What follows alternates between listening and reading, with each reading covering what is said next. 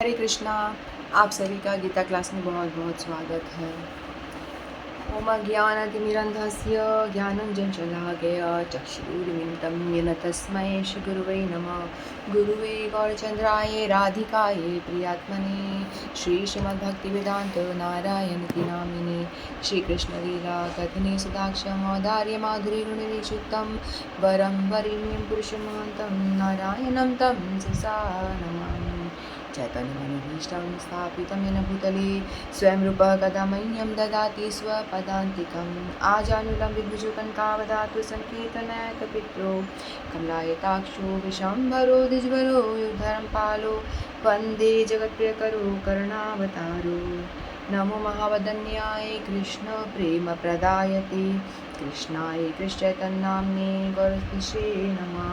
हे कृष्ण करुणा सिंधो दीनबंधो जगत्पते गोपेश गोपिका कांत राधाकांत नमस्तुते तत्कांचन गौरांगी राधे वृंदावनेश्वरी वृषभानुसुते देवी प्रणमामि हरिप्रिये वाञ्छाकल्पतरुभ्यश्च कृपा सिन्धुभ्येव च पतितानां पावनेभ्यो वैष्णवेभ्यो नमो नमः। हरे कृष्ण कृष्ण कृष्ण हरे हरे हरे राम राम राम हरे हरे हरे कृष्ण कृष्ण कृष्ण हरे हरे हरे राम राम राम हरे हरे। जय जय श्री राधे श्याम। हरे कृष्णा, राधे राधे।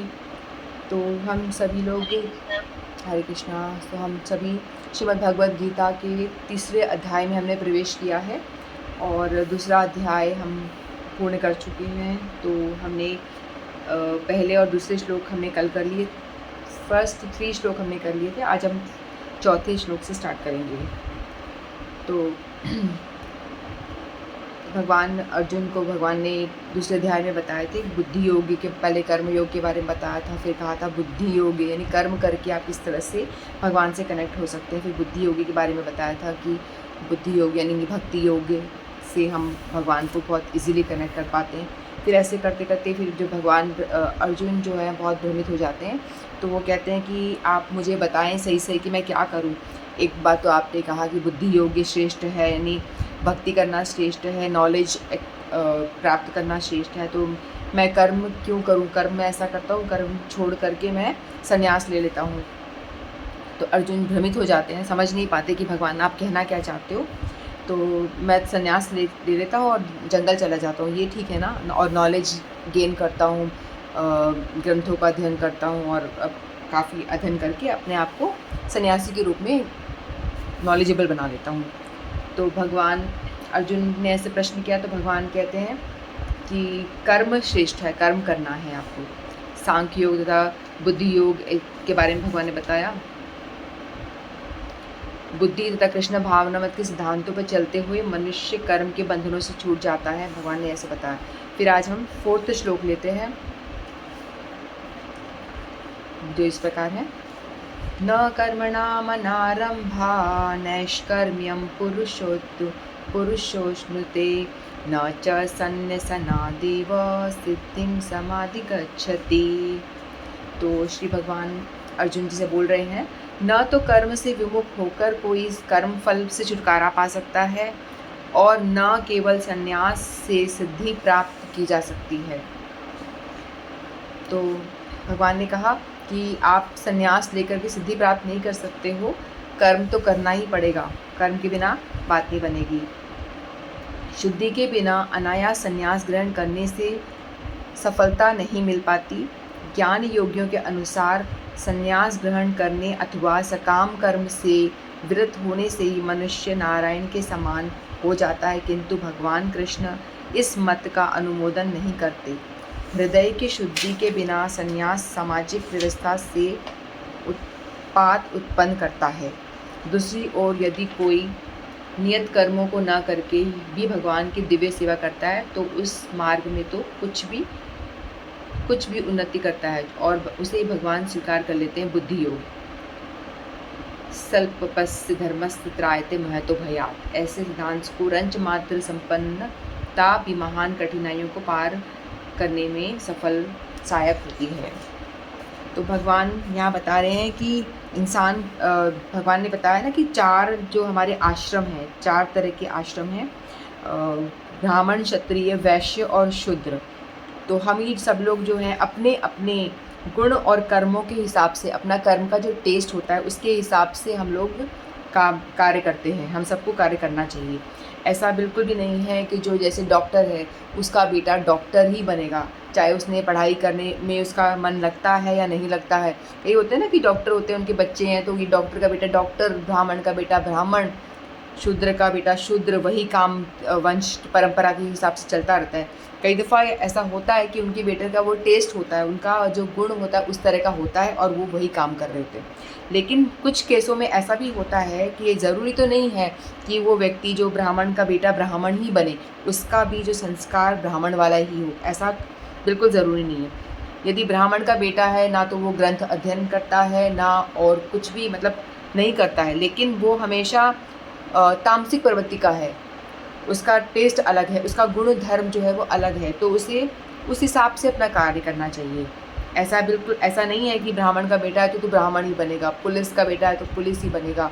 हर किसी को ये भगवान ने मतलब जो पहले ज़माने में जो ऐसे 4 आश्रम होते थे ना, वो इसीलिए होते थे, ऐसा बिल्कुल भी नहीं। लोग बोलते थे कास्ट सिस्टम है, तुमने ऐसा बना रखा है कि नीच कास्ट, वैश्य जो बिल्कुल बनिए होते हैं, जो व्यापार करते हैं, क्षत्रिय होते हैं जो शासन चलाते हैं, राजा लोग होते हैं शासन करने वाले जो, और ब्राह्मण होते हैं जो बुद्धि वाले बुद्धिजीवी व्यक्ति होते हैं जो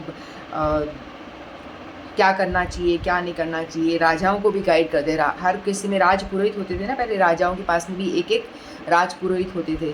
वो अपने राज्य को धर्म संबद्ध तरीके से चलाने की प्रयास करते थे। कई दफ़ा ऐसा होता है राजाओं के पास में भी ऐसी विकट परिस्थितियाँ हो जाती थी, उनको समझ ही नहीं आता था कि हम क्या करें, इस सिचुएशन में हमें क्या करना चाहिए।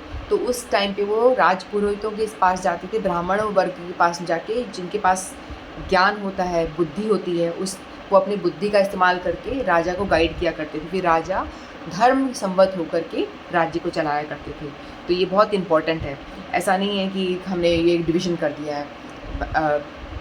ये डिवीज़न इसीलिए है कि हर तरह के लोग होते हैं। लोग ऐसा नहीं है कि हर कोई ब्रिलियंट ही होता है, इंटेलिजेंट ही होता है। कुछ क्षत्रिय धर्म के जिनके जो टेस्ट के हिसाब से हम अपना काम को का चयन करते हैं। आजकल भी ऐसे होता है ना, जो हम देखते हैं कि हमको क्या अच्छा लग रहा है। कुछ होते हैं जो टीचिंग प्रोफेशन में आते हैं, जिनको अच्छा लगता है पढ़ाना। कुछ होते हैं जो बिज़नेस करना अच्छा लगता है, वो बिज़नेस फील्ड में चले जाते हैं। कुछ होते हैं जिनको डॉक्टरी वाला अच्छा लगता है तो डॉक्टरी फील्ड में, कुछ इंजीनियरिंग में होते हैं। तो मतलब अपने अपने टेस्ट के हिसाब से आजकल भी हम करते हैं। लेकिन कई दफ़ा होता है कि पेरेंट्स बहुत फोर्स करते हैं कि नहीं नहीं, मैं डॉक्टर नहीं बन सका तो मेरा बेटा बने, वो कंपाउंडर रह गए तो मेरे बच्चे, मैं चाहता हूँ कि वो बने। तो फोर्स करके यदि हम करते हैं तो उनको इससे क्या होता है, ना तो वो बच्चा उस या जो व्यक्ति है ना उसको वो अपनी जॉब को एंजॉय कर पाएगा, ना उसे सेटिस्फैक्शन मिलेगा। तो इसीलिए वर्ण व्यवस्था जो थी पहले, जो आश्रम बनाए गए थे इसीलिए बनाए गए थे कि अपने टेस्ट के हिसाब से हर व्यक्ति जो है अपना काम करे। और आजकल यदि उसको फॉलो नहीं करते तो वो व्यक्ति अपने टेस्ट के हिसाब से काम करता है तो वो परेशानी रहता है, दुखी रहता है। तो हमको भगवान ने बताया है कि अपने अपने गुण और कर्म के टेस्ट के हिसाब से हमें अपना काम करना चाहिए, और कर्म को छोड़ने का कहीं पे भी विधान नहीं बताया कि कर्म को त्याग देना, बिल्कुल भी नहीं बोला गया। कर्म को हमें त्यागना ही नहीं है, कर्म तो करना है। कर्म को करते करते, जैसे भगवान ने बताया था व्यवसायिकमा बुद्धि बताया था, व्यवसायिकात्मिका बुद्धि, और एक बताया था भगवान ने कि हमें सकाम कर्म करना है। फिर निष्काम कर्म बताया था कि हमको कर्मों के फलों को त्याग करके कर्म करना है। काम करो लेकिन काम के फलों में आसक्त मत हो, ऐसा भगवान ने बताया था। तो निश्चयात्मिका बुद्धि, यानी आपकी बुद्धि जो है सिर्फ भगवान को बीच में रख करके काम कर रही है। सारे काम जो बताए हैं आप सब कर्म करो, लेकिन भगवान को ही बीच में रख के काम करना है, ऐसा बताया। प्री मैच्योर रिनंसिएशन, कई लोग होते हैं ना, कहते हैं कि हम तो सन्यासी बन जाएंगे, जंगल चले जाएंगे अपना काम धाम छोड़ करके, और वहाँ जाके नमो नारायण करेंगे। ऐसे करते करते फिर नारायण के दर्शन होंगे हमें, और फिर बाद में जो ज्ञानियों का जो मार्ग होता है उसके बारे में बताया कि आप उस लायक नहीं हो, सन्यासी बनने के लायक नहीं हो, लेकिन आप सन्यास में की तरफ बढ़ रहे हो, सन्यासी बनना चाह रहे हो, तो ऐसा नहीं करना चाहिए। तो उसमें क्या होगा, आप एक ढोंगी की तरह होगे। उससे क्या होगा, समाज में आप समाज की व्यवस्था में उत्पात उत्पन्न कर दोगे, मतलब एक सामाजिक व्यवस्था जो गड़बड़ आ जाएगी, क्योंकि आप उस लायक हो ही नहीं और आप ढोंग कर रहे हो, आप सन्यासी बनने का वो कर रहे हो ढोंग। अब मतलब इंद्रियों को व्यर्थ में कंट्रोल करने का प्रयास कर रहे हो, आपकी इंद्रियां आपके वश में है नहीं और आप उस लायक नहीं हो। आप चल, जैसे कि एक एग्जांपल लेते हैं कि कुछ लोग होते हैं ना, पति पत्नी में झगड़ा हो गया, बहुत तेज झगड़ा हो गया, पत्नी बोलेगी या पति बोलेगा मुझे नहीं रहना ऐसा में, ये क्या जंजाल में फंसा हूँ, ये फंसे हुए हैं, ऐसा करते छोड़ो ये सब जंजाल, हम मंदिर में चले जाएंगे, मंदिर में कितना अच्छा है, सन्यासी लोग जिन्हें कुछ काम धाम करना नहीं है, आराम से बैठ जाओ, खाना पीना बस हरि नाम झोला लेके बैठ जाओ, जप कर लो और भगवान सब कुछ, मतलब खाने पीने की व्यवस्था मंदिर कर देगा, ये बढ़िया है, वहाँ चले जाओ। तो अब व्यक्ति क्या करता है, मंदिर में आ जाएगा, बोलेगा चलो छोड़ो, मुझे तो ये घर बार छोड़ के मंदिर में आके रहना है, संन्यास ले लूँगा आराम से, मुझे नहीं चाहिए घर बार परिवार, और वो आके वहाँ आके रहना शुरू कर देगा। लेकिन क्योंकि उसका गुण धर्म ऐसा है नहीं, बेसिकली तो एक मटेरियलिस्टिक व्यक्ति है, वो घर में रह रहा है, उसको सारे वैभव ऐश्वर्य सब चाहिए उसको, है ना, सारी भोग प्रवृत्ति में लीन है, वो सब कुछ उसको चाहिए क्योंकि उसकी प्रवृत्ति उसी तरह की है।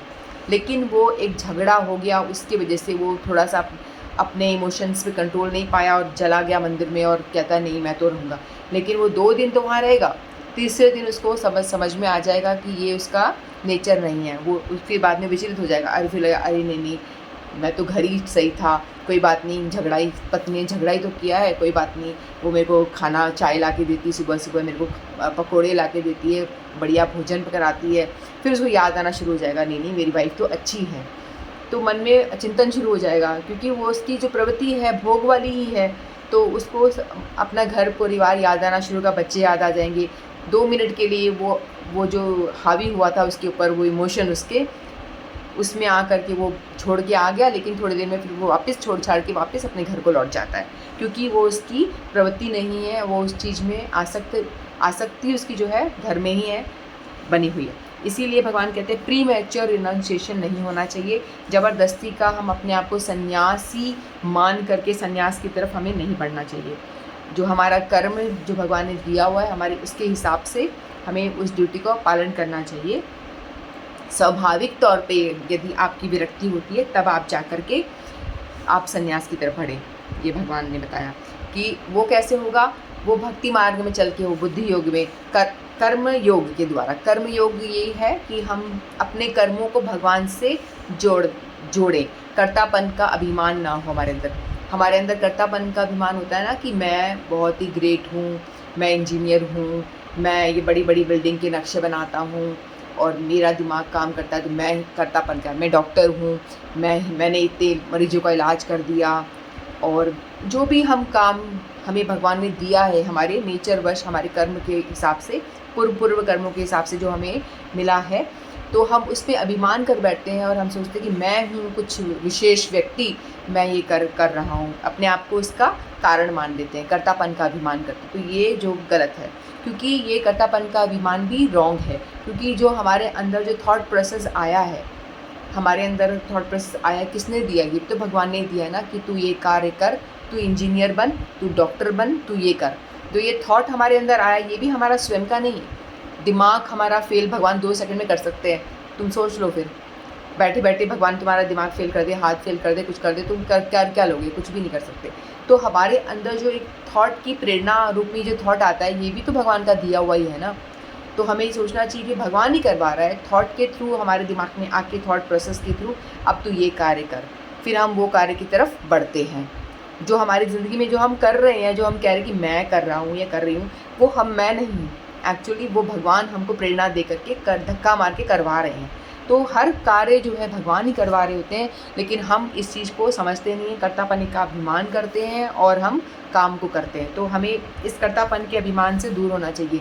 चाहे हमें यदि हमको भगवान को पाप कर्म का वो देना होता है ना, दंड, तो हमारे अंदर भगवान, क्योंकि हम तमोगुणी हैं, तमोगुणी वो होते हैं जिन्होंने बहुत पाप किया होता है, गलत काम करके आ रखा होता है, तो उसके दिमाग में भगवान ऐसी प्रेरणा देंगे कि तू गलत काम कर, जैसे एक और एग्जांपल, जैसे कि प्याऊ लगाना, कोई व्यक्ति है इसका सतोगुणी में है, वो व्यक्ति अच्छी काम करता है, तो वो सोचेगा कि चलो मैं एक प्याऊ लगा देता हूँ, भगवान के लिए सभी लोगों के लिए पानी पीने की व्यवस्था कर देता हूँ। तो उसके अंदर भगवान ने प्रेरणा दी कि तुम अच्छा काम कर, प्याऊ लगा दे। लेकिन वहीं एक तमोगुणी व्यक्ति जा रहा है और वो देखेगा कि भाई प्याऊ लगा हुआ है, नल वल लगा हुआ है अच्छी तरह से, और वो क्या करेगा, उसका क्योंकि भगवान ने तमोगुणी प्रेरणा उसको मिल रही है अंदर से, वो कहेगा नल को चलो तोड़ देता हूँ, बिना वजह ही आके नल को तोड़ देगा। तो उसकी प्रेरणा उसके कर्मों के हिसाब से मिली, तमोगुण के हिसाब से उसको प्रेरणा अच्छी मिली, तो इस हिसाब से हम कार्य करते हैं, क्योंकि भगवान को उस व्यक्ति को दंड भी तो देना है, गलत काम करेगा तभी तो दंड मिलेगा, जो उल्टे सीधे काम करके आया है। तो भगवान सारी प्रेरणा देते, सब करता भगवान ही होते हैं, हमारी थॉट प्रोसेस। तो हमें किसी चीज़ का अभिमान नहीं करना चाहिए, और हमें चाहिए कि हम अपने कर्मों को करते रहें और भक्ति से जुड़े। सबसे बेस्ट है कि भगवान को सेंटर में रख के जो भी काम हम कर रहे हैं, अच्छे बुरे जो पाप कर्म और पुण्य कर्म को हम भोग रहे हैं, उन सबको भगवान को ही अर्पित करके, कर्म के फल को भी भगवान को अर्पण करके हम उसको करते रहें, और हमें आगे बढ़ना चाहिए। और धीरे धीरे स्टेप बाय स्टेप हम जब हमारे हार्ट जो हमारे अंदर बहुत ही मलिनता भरी हुई है, कंटामिनेटेड है हमारा हार्ट जो है, जन्मों जन्मों से हमने जन्म लिया है, उल्टे सीधे काम करके आ रखे हैं, उससे हमारा जो हृदय है बहुत ही गंदा हो रखा है। तो उसे हम क्लीन करते जाएंगे। हम कर्म योग भी करें, यानी कर्मों को भगवान से जोड़ करके हर चीज़ में समझे कि भगवान ही कर रहे हैं, भगवान ही प्रेरणा दे रहे हैं, और ऐसा हम सोच के कर्म करेंगे। हर चीज़ को भगवान को देते जाएं, भगवान ही रीज़न मान के भगवान को ही हर कर्म को अर्पित करते जाएंगे। तो धीरे धीरे क्या होगा, हमारा जो कर्म हमारा हार्ट है वो प्योरीफाई होते जाएगा। प्योरीफाई होते होते धीरे धीरे हमारी एक स्थिति स्वाभाविक तौर पे ऐसी आएगी कि हमें सब चीज़ों से विरक्ति हो जाएगी। अभी तो हमारा स्वभाव विरक्ति वाला है नहीं। अगर हम दंभ करेंगे, ढोंगी बन के जाके बैठ जाएंगे, तो ये वाला गलत हो जाएगा। तो वो नहीं करना है, बल्कि स्वाभाविक कर्म करते हुए कर्म का त्याग, कर्म फलों से त्याग करो पहले। कर्म फल को त्याग करते करते धीरे धीरे हमारी स्थिति जो है स्वाभाविक तौर पे संन्यास वाली होगी। वो बहुत टाइम लगेगा, मे बी कई जन्म लगे, तब वो संन्यास लेना, वो संन्यास होगा। अभी जो दंभ करते हैं वो संन्यास नहीं होगा। तो ये भगवान कह रहे कर्म करो, कर्म का त्याग मत करो। हम नेक्स्ट श्लोक लेते हैं, श्लोक नंबर 5। न हि कस्य क्षणमपि जातु तिष्ठस्य कर्मकृत् कारते ह्यवशः कर्म सर्व प्रकृतिर्जैर्गुणे। तो श्री भगवान यह कह रहे हैं, प्रत्येक व्यक्ति को प्रकृति के से अर्जित गुणों के अनुसार विवश होकर कर्म करना पड़ता है। अतः कोई भी एक क्षण के लिए भी बिना कर्म किए नहीं रह सकता। आत्मा की अनुपस्थिति में भौतिक शरीर हिल भी नहीं सकता। यह शरीर मृत वाहन के समान है जो आत्मा द्वारा चालित होता है, क्योंकि आत्मा सदैव गतिशील सक्रिय रहता है और वह एक क्षण के लिए भी नहीं रुक सकता। अतः आत्मा को कृष्ण भावरवत में सत्कर्म में प्रवृत्त रखना चाहिए। अतएव यह माया द्वारा शासित कार्यों में प्रवृत्त होता रहेगा। तो भगवान यहाँ बता रहे हैं कि कर्म करना है, कर्म करे बिना तो हम रह ही नहीं सकते। अगर हम मान लो हम सो रहे हैं तो भी हम कर्म कर रहे होते हैं। हमारा जो मन चित्त जो है वो तो चलायमान रहता है ना, हम स्वप्न देख रहे हैं, क्योंकि दिमाग तो चल रहा है ना, दिमाग तो बिना चले रह ही नहीं पाता है। दिमाग चल रहा है, हम सांस ले रहे हैं, हमारा जो ब्लड है वो सर्कुलेट हो रहा है पूरी बॉडी में, तो कर्म तो हो ही रहा है ना कुछ क्रिया चलती रहती है। हमारे ऑर्गन्स तो वर्क कर ही रहे हैं। हम सो गए हैं लेकिन हमारे ऑर्गन कंटिन्यूस, हमारा हार्ट हम चलता रहता है, पंप करता रहता है, एक वो रुक गया तो हम मर ही जाएंगे। तो हम कर्म करे बिना श्वास ले रहे हैं, सांस ले रहे हैं, हर पल ले रहे हैं। कहने को हम काम नहीं कर रहे, लेकिन सांस लिए बिना रह सकते हैं? नहीं रह सकते। हमारी जो ऑर्गन काम कर रहे हैं, ब्लड सर्कुलेशन हो रहा है, सब कर्म हो ही रहा है, तो कर्म करे बिना हम रह ही नहीं सकते। तो भगवान यहाँ बता रहे हैं कि हमको हमारा शरीर जो है, आत्मा जो है वो हमारे शरीर को चलायमान कर रही है, वो ही पूरी बॉडी में एक चेतना प्रदान कर रही है, और उसी के बलबूते पे हमारा शरीर एक जिंदा, जैसे गाड़ी चल रही है, ड्राइवर लेके चला रहा है, वैसे ही आत्मा हमारी बॉडी को चला रही है ड्राइवर बन के। यदि ड्राइवर बाहर निकल जाता है तो गाड़ी खड़ी हो जाती है। उसी तरह से यदि आत्मा रूपी जो हमारी ड्राइवर है यदि वो निकल गया तो हमारी बॉडी एकदम वो हो जाएगी, सक्रिय नहीं रहेगी, गतिशील उसका ख़त्म हो जाएगा और वो मर जाएगी, डेड हो जाएगी।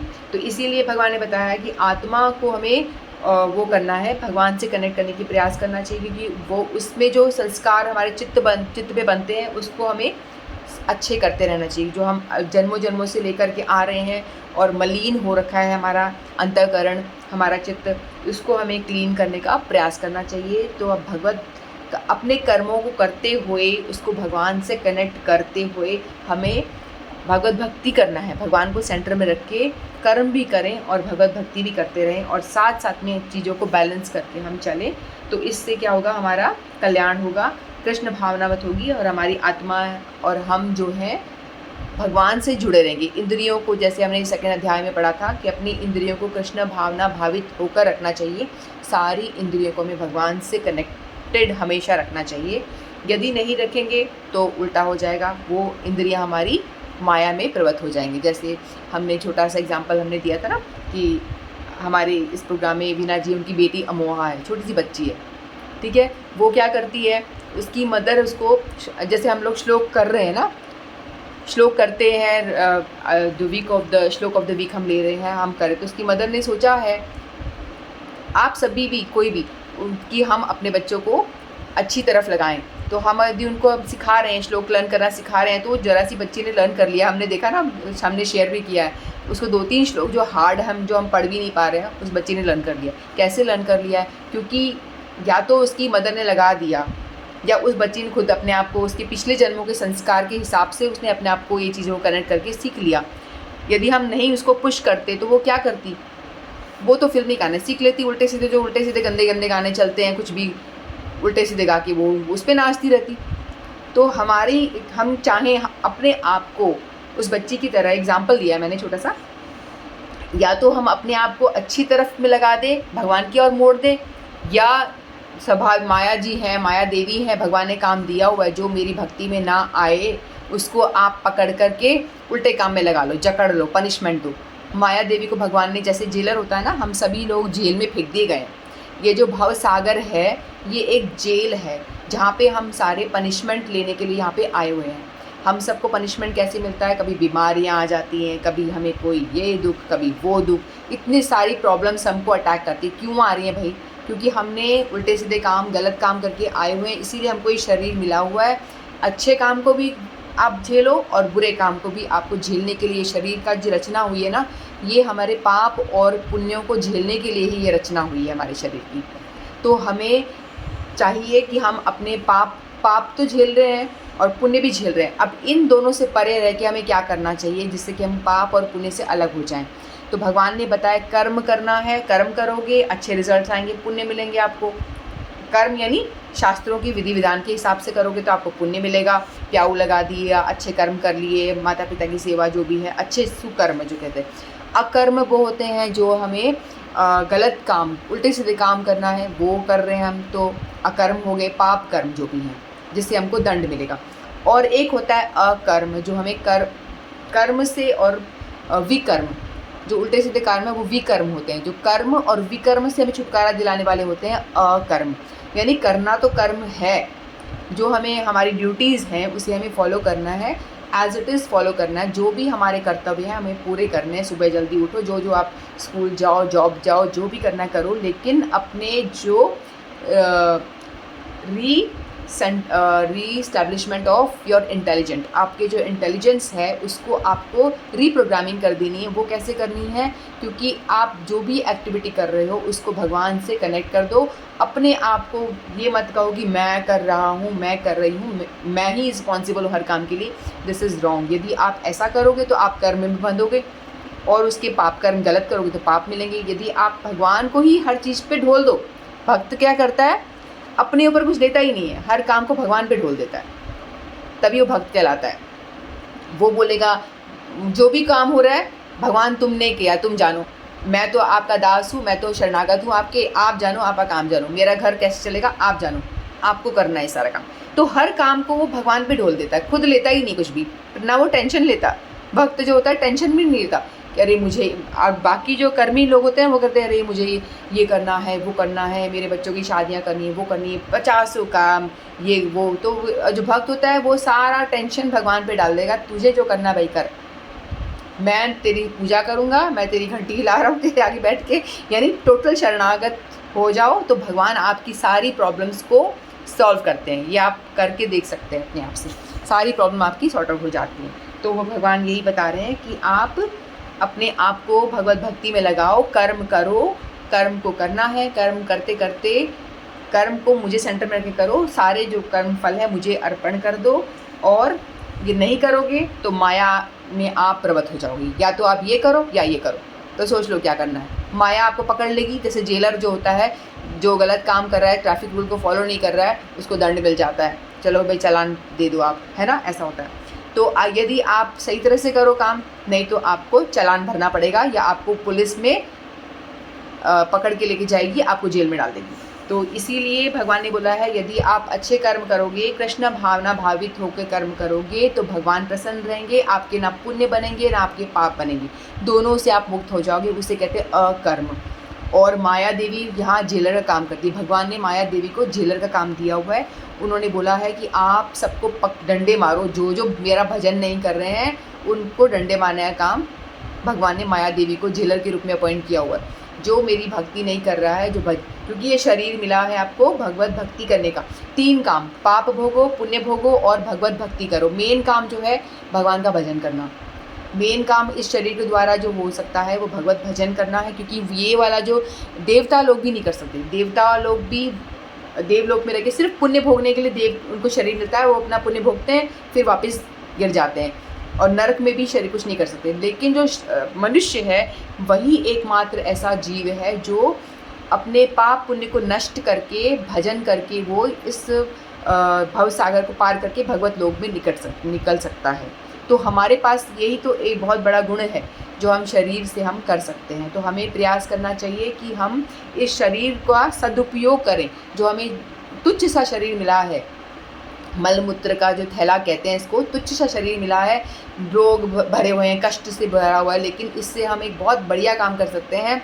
मतलब छोटा सा इन्वेस्टमेंट में हम बहुत बड़ा सौदा कर सकते हैं। छोटे से इन्वेस्टमेंट से, छोटा सा शरीर से हम जो बिल्कुल तुच्छ है उससे हम भगवान की प्राप्ति कर सकते हैं, बहुत बड़ा अचीवमेंट प्राप्त कर सकते हैं। जैसे बिजनेसमैन कहते हैं ना, 100 रुपये लगाए करोड़ बना लिया, वैसी वाली बात है। यहाँ तो करोड़ से भी ज़्यादा एक्सट्रीम जो बहुत बड़ा जो हमें मिल सकता है वो मिल सकता है। तो हमें करना चाहिए कि हम भगवान का भजन करें, इस शरीर से हरि नाम करें, एवरीडे हम भजन करते रहें। तो और नहीं करेंगे तो जेलर माया देवी है, वो छोड़ेगी नहीं, पकड़ लेगी और पनिशमेंट मिलने वाला है। कभी ये सज़ा, कभी ये रोग, कभी वो प्रॉब्लम। तो बेहतर इसी में है कि माया देवी से बच के रहें, भगवान की तरफ बढ़े, नहीं तो माया देवी छोड़ेगी नहीं, पकड़ लेगी। तो इस चीज़ को हमेशा ध्यान रखें कि भगवान को स्मरण करें, भगवान की तरफ बढ़ने का पूरा प्रयास करें। तो इस श्लोक में भगवान ने यही बोला है कि कर्म करना है। ढोंगी बन के सन्यासी बनने का कोई ज़रूरत नहीं है। जो ढोंगी बैठ जाते हैं ना सन्यास, कई ऋषि मुनि बन के बैठ जाते हैं, चोला पहन लेते हैं, खाना नहीं खा रहे, ये नहीं कर रहे, लोग दम्भ जिसे कहते हैं, दिखावा, लोग आके दिख रहे हैं, कई कई दिनों तक बैठे हुए हैं, लोग आके पैसे चढ़ा रहे हैं, वो कर रहे हैं और लोगों को धोखा दे रहे हैं। इनफैक्ट खुद को भी धोखा दे देते हैं वो लोग, दम्भ करते हैं। सन्यास वाला उनके अंदर में कुछ वो होता नहीं है, उस लेवल तक आप उठे हुए नहीं हो और आप सन्यासी बन के बैठे हो, तो एक दम्भ है। समाज की व्यवस्था को आप वो कर रहे हो, विक्षेप कर रहे हो, तो ऐसा करना गलत है ये। तो हमें दंभ नहीं, जो भी दंभी है उनसे भी दूर रहो, और दंभ करना हमें भी नहीं करना चाहिए। हमारा अपने आप को देखना चाहिए हम किस लेवल में हैं, हमारा कहाँ तक का हमारा अंदर से जज कर सकते हैं कि हम भक्ति किस लेवल की हमारी भक्ति है, उस हिसाब से ही हम अपने आप को चलाएं। बस जो भी है भजन करना है, नाम जप करना है, यही भगवान ने बताया है। तो हम सबको भी भजन करना चाहिए।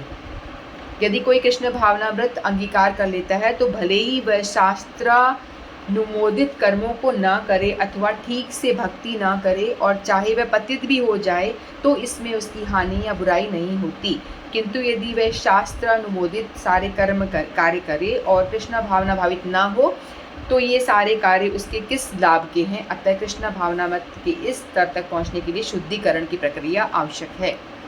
तो भगवान यही बता रहे हैं कि भक्त जो होते हैं ना हर तरह से फ़ायदे में रहता है।